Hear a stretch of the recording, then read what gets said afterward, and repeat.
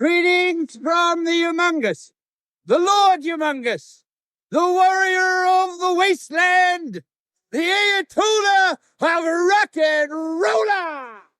The offer is closed. Too late for deals. No deals. I want to drive the truck. Why? Quite a big change of heart. Believe me, I haven't got a choice. And how do you think you'd do it? I mean, look at you. You couldn't even drive a wheelchair. You should look at yourself, Max. You're a mess. Come on, cut the crap. On the best chance you've got.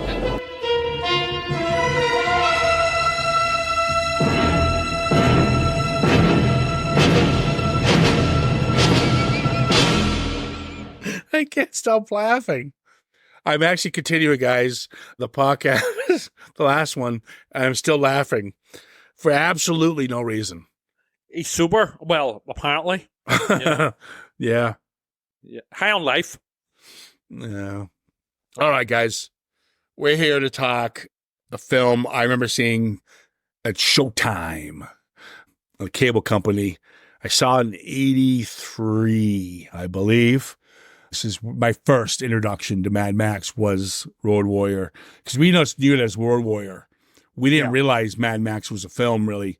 Now, Mad Max eventually did well, but again, it didn't find its core audience right off the start, and it was just getting released on video, I believe, in the States. So we didn't know that this was a Mad Max 2, or if there was even a Mad Max 1. So that's why they changed it just to the Road Warrior. Like most Mad Max films, they all play like a single one-off film anyway. Yeah, standalones anyway, yeah. Yeah. So George Miller's back. I didn't give a shout out to a young producer named Brian Kennedy. He produced both these films, and he was right-hand man of George Miller there. Sadly, died at the age of 33 in a helicopter crash. So, yeah, we never got to see what other wonderful projects he could have brought to the table. Yeah. So, but yeah, I just want to give him a quick shout out there before I forget. So there you go. Now, in this one, Mad Max has 16 lines of dialogue. But, it works because that's who his character is. And whenever he does speak, you're sort of hanging on his words. So it totally works for me. Anyway. No, I mean, yeah, he's a drifter. So he's not going to make conversation. That's not what he's about. Mm-hmm. The Mad Max we knew in the beginning of the original one, he was a talker and a family man. Well, that's been taken from him. So yes. Yeah. This is who we get. Unhinged Max. Yeah. And again, reflecting back onto the Man with No Name trilogy with Clint Eastwood. Clint Eastwood's the exact same way. Mm-hmm. Totally. This film cost 10 times the budget of the original. This one cost about a little over $3 million. Big hit for him, $24 million. And growing. The movie's still beloved today. A lot of people do believe that The Road Warrior is the best of all of them, including the wonderful, wonderful Fury Road, which I think is pretty much a masterpiece in filmmaking. Well, we're still going to talk about Furiosa too, but even how wonderful Fury Road is, and we did a podcast on that one, but we will be redoing it, obviously for this retrospective. Even because I've watched them all kind of fresh, I still think Road Warrior is by far the best in the franchise. I agree. It's the ultimate Mad Max film. It is. And the ultimate car chase film. It is so simplistic in its storytelling with quite frankly, really cool and quite frankly, deep characters. Yeah. This is kind of the one where we start to realize Mad Max is not really the focal point of this, like we mentioned in the last one. So we're going to dive into this one pretty quick here and do what we always do with the Mad Max film. It wouldn't be a Mad Max film without the title, without these characters. We got Max, Gyro Captain, Papagallo, Wes. Yep. I love Wes. Vernon Wells, the man. We got the Humongous, the Toady, the Feral Kid, the Warrior Woman, and the Captain's Girl. Well, can I just say, just before we go on, the Warrior Woman, she appeared in some episodes of Australian soap opera Home and Away back in the 90s. There you go. Just thought I'd like to slip that in there. I'm not even making that up. It's true. Yeah. I love how you sit there and say, I'm not even making that up. It's true. Like it's a fucking fact we give a shit about. For some mad reason, I have become over the years a bit of a sort of expert on cult Australian soap operas through, well, it's not intentional, but I just happened to pick this absolute irrelevant nonsense up over the years. So there you go. You know what? You finally said something you and I agree on. Irrelevant nonsense. But here, yeah, there you go. It's useless information, but there you go. Again, back to back, something we agree on. Useless information. But it's good for podcasts and like radio shows and stuff. People enjoy those little tidbits. Yeah, she was coming away. Yeah, that other woman, yeah, she was in prisoner cell block H. That guy there, he played the fourth Cyberman in the Doctor Who adventure from the 60s. Oh my God. Yeah, the listeners are going to go, you know what? I thought Road Warrior was good, but that Warrior woman, she has to have a career. I got to look her up. Home and away. Fuck. All right. So this Mad Max, as we discussed, the last one, this is after this is now the post-apocalyptic world. Yes, the nuclear war has happened, and we even get at the very beginning we get like a sort of we get a breakdown, flashbacks. Yeah, and the narration. Well, and we'll later find out who the narration is by, but we'll not spoil it just yet because it's pretty cool actually. It's the kid. Yeah, I know, but we're saving that for later on. Everyone knows it's the kid. I knew it was the kid. Well, people who haven't seen it don't know that. Well, why do they fucking listen to the podcast if they haven't seen it? Because they might be interested in watching it. But they don't have to now because we're just watching the shit out of it. Yeah. Guys, if you want to see cool carnage, bodies flying everywhere, cool car crashes, all that shit, it's all wasted now because now you know the little fucking feral kid is the narrator. Are you happy? I just think it's a good... Again, we talk about character arcs. That's his character arc. He goes from being literally a feral kid who just growls and doesn't speak to, you find out later on, an educated, eloquent narrator of the story. I think it's a pretty cool arc. And leader, he becomes leader. Yeah, he does. He does become leader of this. This in place we're about to talk about here. Yeah. All right. Yeah, because you could tell the difference. And obviously, when he filmed Mad Max, it was more scenery involved. You had not scenery, but you had trees and houses and people and stuff like that. And society was, although it was collapsing, there was still a semblance of it. Whereas there was here, there was just functionality. Yeah. Was still a play there, a normality too. Yeah, this is just a wasteland now. So that's why he decided to take the sequel and put it in the heart of Australia, the Deadlands or whatever you call them. The wasteland. And the wastelands. And that gives us our new environment. Yep. There you go. Yep. There we are. So our first introduction is to Wes. I love Wes. He's a character. I loved him in Commando. Yep. He's also... Let off some steam, Bennett. Yeah, that's right. He's been a load of things over the years. He's still knocking about, I believe. And, I think he's passed. Oh, has he? No, I think he's still alive. He's still alive. And I think he's near 80, I believe. He's in that one. What do you call that one we watched with? We reviewed it. Oh, the names just sort of escaped me. Weird Science. He's in Weird Science. Oh, yeah, he's got the cameo. Him and Michael Berryman from The Hills Have Eyes. That was kind of an on-playing joke. Yeah, so we meet Wes and his boy toy. No, hold on a minute. It's not his boy toy. I was reading into this, and apparently George Miller said for all of the crazy characters, he said to them on the set, give yourselves your own backstory. So apparently Vernon and the actor who was playing his sidekick, basically, they came to the decision that he was actually discovered by Wes out in some sort of, I don't know, woods or something like that there. But Wes is actually like a surrogate father to him, and that's why he's so upset whenever he gets it. He gets killed. I know, they're hitting it. I know there's the because I mean obviously there's the he's got an adoptive son that he keeps in bondage gear, chained up to him. While Wes himself is running around with some leather trousers with no arse in them. Yeah.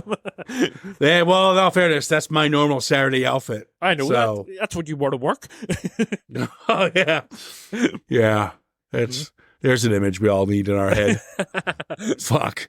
All right. So Wes and his son, according to you, his son is part of the marauding wasteland gang run by Humongous. The Lord Humongous. I love Humongous. Humongous is awesome. I looked this up, and it's kind of creepy and kind of weird. We discussed this with Friday the 13th Part 3 about the mask. I'm going to tell you something. Somebody in Friday the 13th saw this film, because this came out a year before Friday the 13th Part 3, and this was the hockey mask is, I've never, ever thought about a hockey mask and a villain before until I saw Road Warrior. Yep. But there's no way somebody on Friday the 13th set go, guys, I just saw the Road Warrior. We need to make this work. Yep. I mean, like, I think I would have saw Jason Voorhees in a hockey mask before seeing Road Warrior as a kid. I saw them both as a kid, but obviously Road Warrior came before Jason adopting the mask, the hockey mask. So yeah, there's definitely parallels here. And there's a shot when Humongous is giving a speech to the compound, and you see the back of his head, and it's very little hair. It kind of shows that he's got radiation poisoning or something. Burnt. He's badly burnt. He's not burned. The back of his head is badly burnt. No, it's not. Those are veins. Yeah, but there's burn. There's burn. No, there's not. It is heavily suggested he's burnt as well. It's not. You got to get. It's not. George Miller said, "Put that to bed." It's not. It's Goose. This man is. Goose was burned alive. No, I'm sort of winding you up. I'm sort of winding you up. But it was in the original script. Their intent was to do that. Yes, but then they changed it. Originally, they were going to have Humongous being Goose, who had survived the first film, but they changed it before it went, to the finished product. I think they did it because for money buds. I think it would be a good idea. It would be really cool. But I get why they didn't do it, because you couldn't do it. It cost too much money. The makeup on that body, he's burned.Is whole body was fried to a crisp. Yeah. This man is clean shaven. You see him, he's a bodybuilder, the little guy who plays him. Former wrestler. But no, the back of his head is not burned. It's he's got radiation poisoning. Something is going on. Radiation burns. His hair.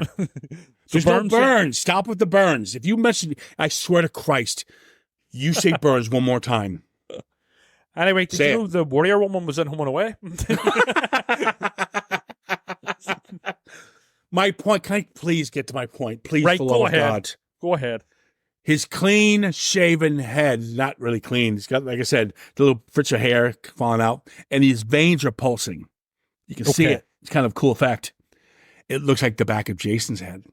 Yeah, there's definite parallels there. See that? There, you're welcome. No burns. Okay. It's Goose. Stop. No, fuck it. I can't do this anymore. Right. I like the fact they show right away when they're kind of taunting him, Wes and Max is obviously got the big gun, so Wes backs down. Yes. But he's got that turned over truck, which is coming up. We'll plant the seed there, and he's getting some of the oil dripping from it. Yeah. And it's amazing how he shows you right away how scarce oil is. He even takes a handkerchief and he absorbs some of the oil that's hitting the ground and squeezes it into the saucepan. And he's putting it into the likes of, even, hubcaps and all sorts, anything he can get his hands onto. Yeah. This we're also introduced. I really like seeing him. I think his name is Bruce Spencer. Guy's had a huge career in film. Yeah. He will make a cameo. He'll make a cameo coming up. We won't talk about it as of yet. But I do like the gyro captain in this. And the reason I like this one not a lot more, is that him and the gyro captain almost makes you give Mad Max, I guess, a conscience back somewhat. He brings him back to his humanity. So exactly. He is, according to George Miller as well, the gyro captain is the most important character in the film because he is the link that brings Mad Max back from being mad to back to his humanity more. And then there's several shots where a guardian angel reference is played on, where every time he gets into trouble, Mad Max, he's there always to help him out. Yep, absolutely. And he comes from the skies, comes from the heavens. He comes from the skies, and there's an absolutely wonderful shot where he helps Max. We'll dive into it now since we're talking about it. Yeah, where Max is pretty much left for dead, and he takes a helicopter and is flying him back to the compound. And it's just a picture of him lying on this, probably whatever it is, on the helicopter, and you see it from above Mad Max, and you see the ground below Mad Max. Yep. Yeah. And then he looks up and he sees this figure, his face, looking down at him, which is our boy, the Gyro Captain. Yeah, 100%. And he's basically the one that brings Mad Max back from the brink. You know, even there's a final smile at the end. It's the first time we see Max smile in like the two films, the entirety of the two films leading up to this. Yeah, because these two ended up surviving all these chaos. They always see dumb luck. Yeah. And at the end, he smiles at him because he looks at him. He just has to have a grin because he's like, fuck me. Totally. But yeah, the chemistry between these two is really, really good. And there's probably a reason why they bring him back for a little bit, because there is these two, Mel Gibson and Bruce Spencer. I believe it's Bruce Spencer or Bruce Spence. They bring him back, but he's playing a different character in the third one. Oh, let's jump into that later. But okay, I missed that. But it'll be interesting to see how that plays out then. I think he also has a cameo in Fury Road, a very small cameo. I can't remember. Yeah. Mm-hmm. But there you go. But no, Gyro Captain is he's a funny character, but he's a very important and pivotal character as well. This is just brilliant writing and visual storytelling. I mean, you were talking about, we don't need to be told about, the oil is so scarce, because we are shown it with the scene where Max is at the truck and, he's desperately, trying to, soak up in a handkerchief and all. That's just brilliant visual storytelling. Yeah, exactly.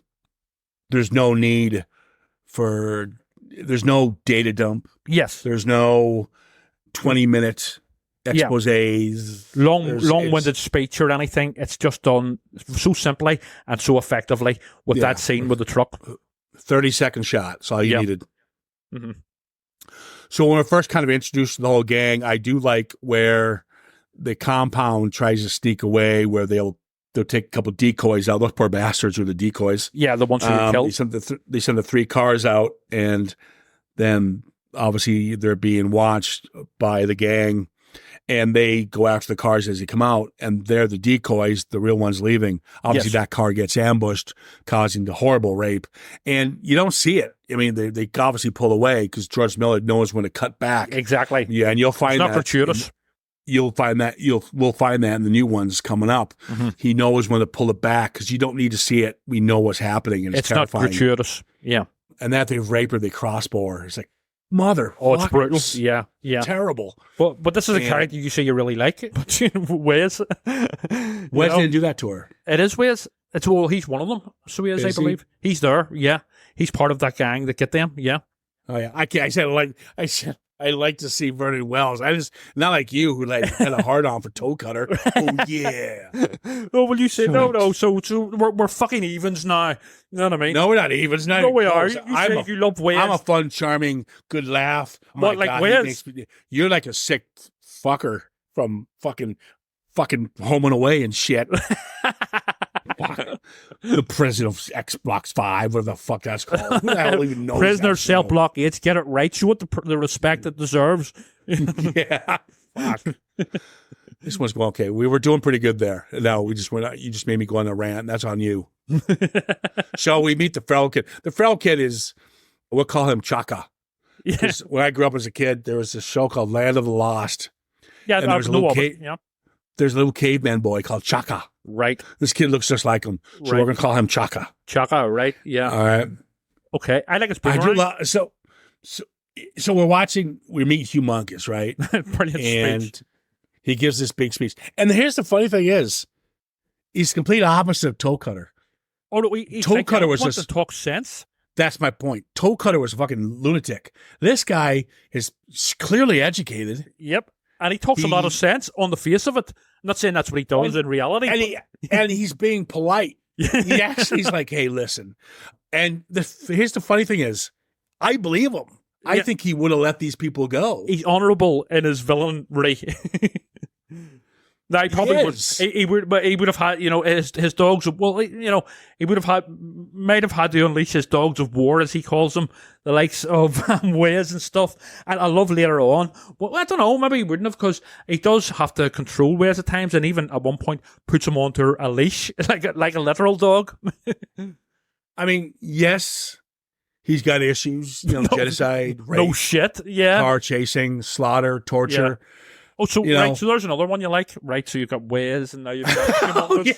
Yeah. No. Me a sick fuck? I didn't. No. Why did you just join a gang like that? Oh, yeah. What are you talking about? That's my Saturday night crowd. Guys, get the gimp outfits with the back of your Ciaran, leather trousers cut out the arse of them. You got the assless chaps. Yeah. And I'll hang out. And I'll hang out with the rival gang with Toe Cutter. These guys would kick Toe Cutter's ass. No, they wouldn't. Oh my God, are you fucking kidding me? The word. But here, did you notice as well that it's a great touch as well to be like a little bit more serious? But there is a lot of the gang members wearing the police outfits from the original along with their cars. So it's heavily suggested that they have either robbed them off the police, or some of the police officers from the previous one, some that we don't see on screen, have basically went insane as well and jumped ship to the gangs. So great touch. Well, that's most likely what it is. I mean, yeah. Oh no, brilliant touch. So when he gives this big speech, you got Shaka, and he throws the boomerang, brilliant, and he kills Toad guy. Well, according to you, his adoptive son, Wes's son. Yes. And he goes apeshit. Yes. And then I love when he throws the boomerang again, and that fucking idiot tries to catch it. The toad guy, whatever you call him, Toad Master or whatever. He tries to catch it and he goes, I've got it. And it's cuts his fingers off. And then all of the rest of the gang have no sympathy. They all bust out laughing. So when Max makes the pact with him, I saw a tanker that could do the job. Or his famous line is, I'm just here for the gasoline. Yeah. He has 16 lines. Yes. And that line he says twice. But he wants his vehicle back, and he wants all the juice he can carry. Can I just say as well, the Interceptor is the fucking coolest car in cinema history, especially in this. And actually, anytime I watch this, I get heartbroken when I see it destroyed later on. It is super cool. It gets crushed. Yeah. It gets crushed. And that's why he doesn't have it in the third one, sadly. So at least they kept the continuity. And that's why Tom Hardy probably came back for Fury Road, because Fury Road technically takes place before this. And he has the Interceptor in that film. Yeah. So you needed a younger guy. Tom Hardy's a good replacement. I'm more of the opinion, but in my head canon, I'm more of the opinion that the Tom Hardy Fury Road universe is a separate universe to the Mel Gibson. It's not. I know it's not, but I sort of prefer, in my head, I sort of prefer to think that it's just a reboot and a remake as opposed to set in the same universe. Well, we'll dive into it. Yeah. See what happens as we maybe find little catches. Mel Gibson is Mad Max to me. Oh, yeah. Yeah. Always will be. Yeah. What I like about this film a lot, actually, is the fact that, yes, Mad Max is flawed. We know that. Yes. But he gets his ass kicked a lot. He's not fucking superhero. He's not John McClane. He's not Dirty Harry. He's a guy who's grounded. Beaten. Yep. He's crippled. Yep. Technically. And anytime he tries to go outside the box, he gets his ass kicked here. He's through hell, and he continues to go through hell. Yeah. But you're rooting for him because he's an underdog as well, and you have sympathy for him whenever he's getting his ass kicked or blowing up or something. But you're also rooting for him because he's helping these people who we've already kind of met. The captain's girl, Papagallo, the leader, even Chaka. There's a likability, and because they're human, they're normal human beings just looking to survive. And he's going to get this truck. He's just doing it for himself, obviously. We know that at this point. And it is so. There's a glimmer of humanity there with him, still within him. Yeah, he acts like he's the man I want to get. Yeah, he wants that, but I think he's also doing the back of his mind, the cop. Yes, it's still buried deep within him. So it is. Yeah. There's a tragedy to the character as well. Obviously, with his wife and child being killed. It's even referenced later on, whenever the leader of the sort of compound is saying, "Oh, that's what it is. You've lost your family," and that's when Max punches him. Again, brilliant visual storytelling. No big long-winded speech. Yeah. And that's what I'm talking about, from where I think Road Warrior is a lot smarter than people say. They see carnage and cool hockey masks. It's that as well, but it's also Adoptive very clever. Sons has everything that they want. Yeah. But there's a lot more to it. There's a lot more layers to the Road Warrior. Big time. But it has all the cool stuff on top of that, and it looks fantastic on the screen. So when he finally gets the truck and he's honking the horn, get the fucking doors open, I'm coming. Guess who saves the day again? Gyro. Yeah. He drops the snake on one of the guys who's about to shoot him. And so, this is where I would say as well that, see, the compound guys, they're not very likable either. Ultimately, whenever you find out at the end that they were only using Max as bait, Yeah. He wasn't in on that. I know that. I know that. Yeah. But now our listener knows. Way to go. Well, sure, according to you, they'll all have seen it, so it'll not matter. No. You said, oh my God, the Feral Boy's the narrator. Why would you keep that important plot up? Well, they've all seen it. Not important at all. So there you go. The oil thing's pretty big. Yeah. That is pretty big. Way to go.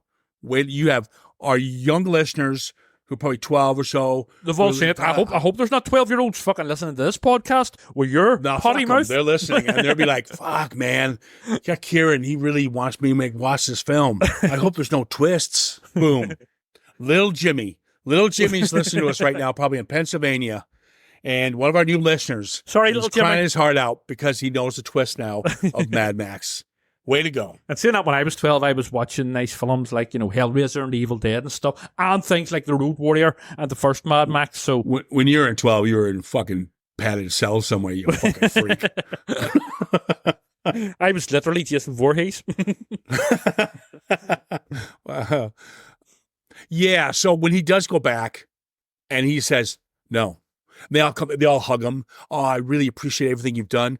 I think you're kind of wrong judging them based on what they did. They didn't. No, it was the leader did it on them. It wasn't like the regular sort of community members. Yeah, I understand, but they're not bad people. I think you're wrong on that. Because when you first are introduced, do they though? Well, the leader does. I don't even know. No, I don't. They would have known about it. Was there in the bus with the gasoline? He's there. Papagayo gets killed. He's there to sell them that this truck has gas in it. So he sacrifices himself as well. Well, maybe all these people do. The warrior woman sacrifices himself. They all do. Well, maybe betrayal is too strong a word, but it is because mislead him. He's getting. The bus is full of the younger people, including the captain's girl, the younger girl, and so he's trying to get them. He's self-sacrificing himself to get them out of there. I'm sorry, man. But they do mislead. They do mislead him. But at the end of the day, they don't care about him. No, it's not about that. It's about, how do I explain it? The bigger picture of getting. It doesn't matter what his job. His job was just to take that truck out of there. He doesn't care what's in it. Mm-hmm. It has nothing to do with what's in it. It has to do with his job was just to take that truck. That's it. But he believed he was led to believe that the truck contained the gasoline, which didn't. It was just a bait. But who cares? I fucking care because it was the fucking fucked Max over. They did fuck that. I disagree with that 100%. You know what? Let's go. Okay, calm down. Everyone calm down. Trevor's calm. Calm down. Whoa, calm down. Don't make me angry. You like me when I'm angry. Yeah, I don't like you, period. So there you go. We get to get that out of the way right now. All right, fucking lover of fucking humongous in ways. Right. So, listen, let's go back to what we're starting because we're just going on a rant now. And Jimmy's upset. You've already ruined Jimmy's experience. So, Jimmy can't watch this film now. He doesn't need to watch it. He's too young for it anyway.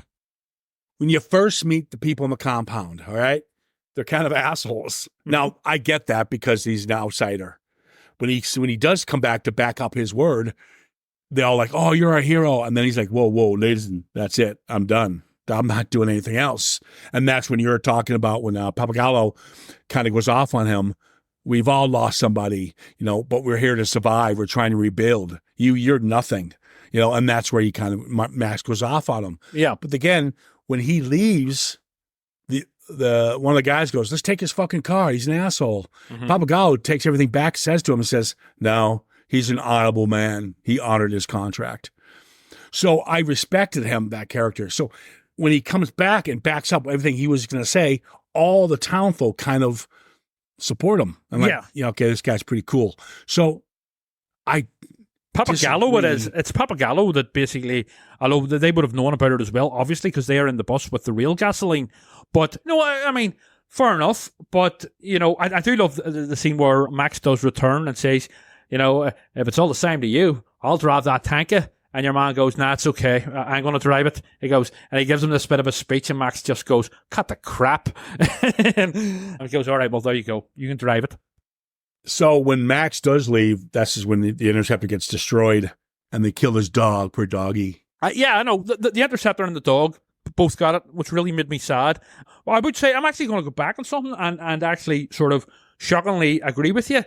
Papagallo was originally supposed to drive the tanker. So he was going to bait himself. I just, would have had himself as bait driving the tanker with no gasoline in it. So fair enough, but I still think they should have told Max.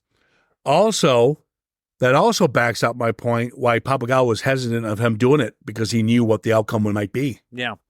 Boom, in your face. They still should have told him. In your face. We just got Jimmy back as a listener. Boom. They still should have told him. Anyways, Jesus. 20 minutes of that. Anyways, the dog's dead. Sadly, yeah. And now, you know what's funny? I usually kiss little things. I totally forgot about the booby trap. Oh, yeah. I know. I forgot about it as well. Yeah. And so I was like, how is he going to get out of this? He's fucked. Yep. And then the booby trap blows up the car. I know. Yeah. Now, there's a nice shot when he's crawling up this little hill. And he's all bloodied. He's all bloody and stuff. But what Luke Miller does, he makes the camera a little blurry and fuzzy and wavy, when the like we're feeling his nauseousness and his haziness.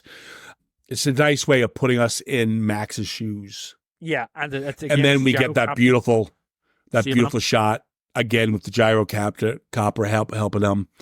That beautiful shot of the landscape of Australia as he's being airlifted back to the compound. Yes, nice. Yeah. Nice. And I like Max's turn when either way, whether they fucked Max over or not, he wanted this, oil or not. And it wasn't because I'm going to save the women and children. He didn't give a shit at that point. He wanted them dead. He was fine to be the bait. I honestly think that because he wants to take these fuckers out. They took out his fucking car. They killed his dog, which is probably his only best friend. He's also a bit of a death wish himself anyway. Yeah, he's like, fuck it. I'm driving no matter what. He told her, no, fuck you, I'm taking it. Mm-hmm. So he put that in his own hands. Nobody else made him do it. But mainly, you're right. He's got a death wish. This guy is a kamikaze pilot at this point. He's basically Martin Riggs before Martin Riggs. Yeah. In the Australian wasteland. And I don't mean that, like the Martin Riggs as the series of Lethal Weapon progresses. I'm talking about the Martin Riggs of the first Lethal Weapon, the suicidal nutcase. Yeah, exactly. Yeah. I guarantee when they wrote Lethal Weapon. Oh, there's definitely they shades thought of Max. Oh, 100%. There's definitely shades. Because you know what? Gibson, especially back then, does that quirky, deranged humor, demented humor very well. Even in one of the opening scenes with the Gyro Captain when they first meet, he's like, he's got the Gyro Captain with the gun to him and stuff, and he's got that quirky sort of Aussie, likable humor going on. So yeah, he does that very well. Now, this is it. The final 20 minutes of this film is pure carnage, car chase fueled adrenaline. And to this day, probably, if not the best car chase of all time. Do you not think that the train sequence in King Solomon's Mines is better? I'm joking. You know what? I did miss a good gay rape attempt. Oh, fuck yeah. With balls getting blown off with a shotgun from on the... In all fairness, we did have a gimp, but you ruined that moment because you said it was his adoptive son. Maybe he's both. Maybe he's his gimp and his son. So, yeah. Wow. Yeah, well, wow. I mean, it is the wasteland. But yes, yeah, brilliant. I mean, iconic cinematic chase sequence. I mean, yeah, we can't really discuss it. You got to see it. I mean, there's nothing. I mean, there's an adrenaline fix. There's one shot with a poor bastard in the back of the truck. Yeah, they try to hook it with a car to break down this little patio, this little barrier that he has back of the truck, and he's throwing little mines and Molotov cocktails and out there. Yeah, and the car can't handle. But the idiots. Bad guys, their car can't handle it. So it's just us tumbling.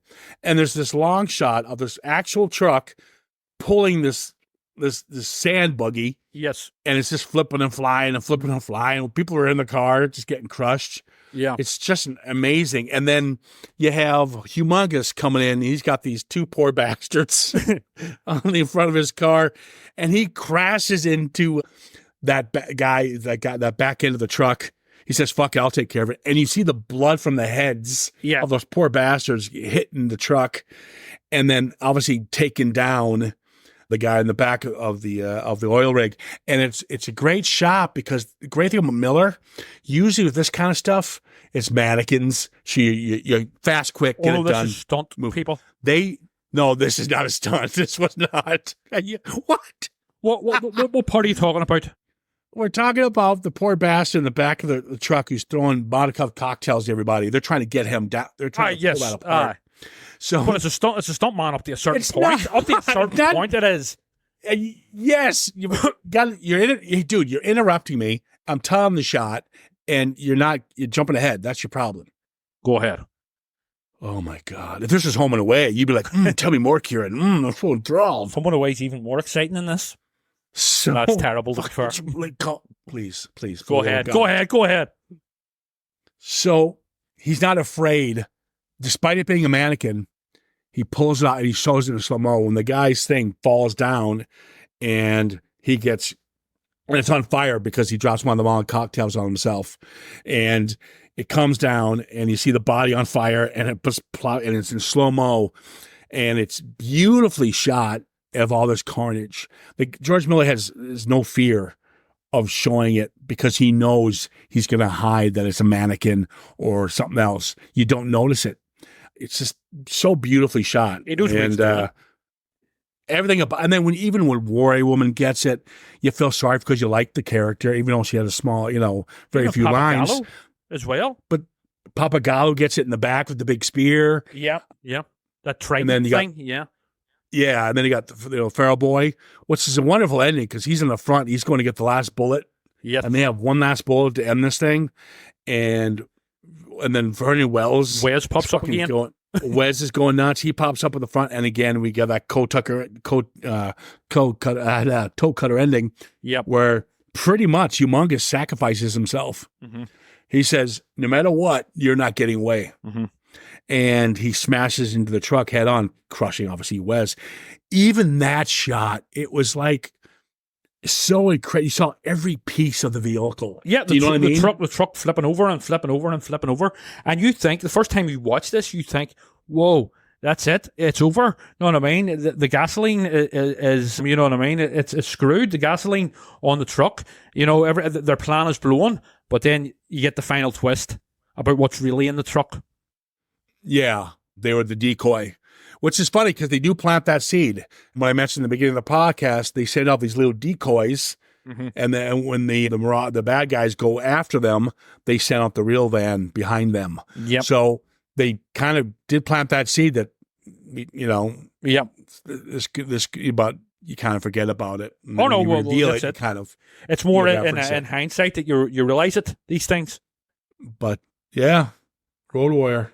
And then it's revealed that the community, the ones who survived, made it to this, faraway land, thousands of miles away, and restarted and built a proper community. And the Gyro captain was their new leader, and then eventually the feral kid. But they never saw Mad Max ever again, the Road Warrior.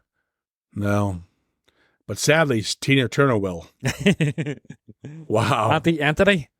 There we go, people. Road Warrior is easily my top 20 films of all time. It's superb. It's one of my favorites as well. It's an amazing film. We don't do it justice just talking about it. Yeah. In fact, we didn't. We argued most of the time. Yeah. But it is brilliant.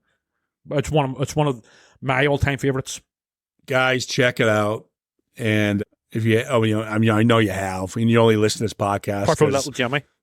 Yeah. Well, hopefully Jimmy, I apologize for Trevor ruining it for you, but you can do it, buddy. You can watch Ciaran, stop talking to imaginary, if I made up characters again.